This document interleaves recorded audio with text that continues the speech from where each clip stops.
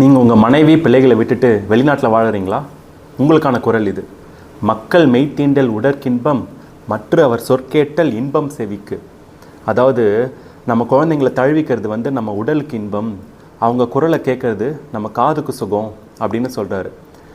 அதாவது இந்த நவீன தொழில்நுட்பத்தில் நம்ம குழந்தைங்களை பார்க்க முடியும், அவங்க குரலை கேட்க முடியும். ஆனால் அவங்கள தொட முடியுமா, தழுவ முடியுமா? முடியாது. 2000 வருஷத்துக்கு முன்னாடி வாழ்ந்த வள்ளுவரால் எப்படி இந்த தவிப்பை புரிஞ்சிக்க முடிஞ்சது? இதை ஒட்டின ஒரு அழகான குட்டி கதைங்க.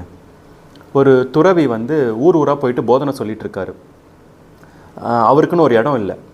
ஒரு ஊர் வழியாக போகும்போது அந்த மன்னர் யார் என்ன உதவி கேட்டாலும் செய்வாராம். அந்த மன்னனை போய் இவர் பார்க்குறாரு. எனக்கு இருக்க ஒரு இடம் வேணும்னு கேட்குறாரு. அந்த மன்னன் எவ்வளோ இடம் வேணும்னு கேட்குறாரு.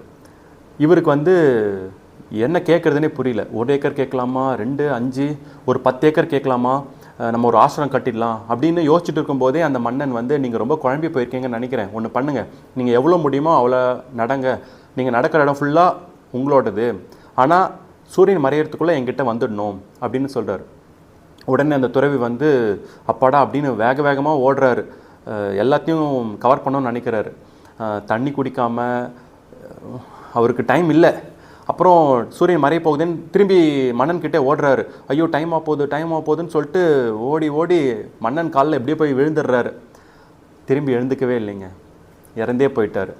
இப்படி தான் நம்ம பேராசையால் ஓடிக்கிட்டே இருக்கோம், பணம் பணம் அப்படின்னு. யாரும் ஃபேமிலிக்காக நேரம் ஒதுக்கிறது இல்லை, நம்ம ஹெல்த்தை பார்த்துக்கிறது இல்லை. பணம் முக்கியம்தாங்க, ஆனால் அதை விட நம்ம ஃபேமிலி ரொம்ப முக்கியம். நம்ம உடல் ஆரோக்கியம், மன ஆரோக்கியம் ரொம்ப முக்கியங்க. நன்றி.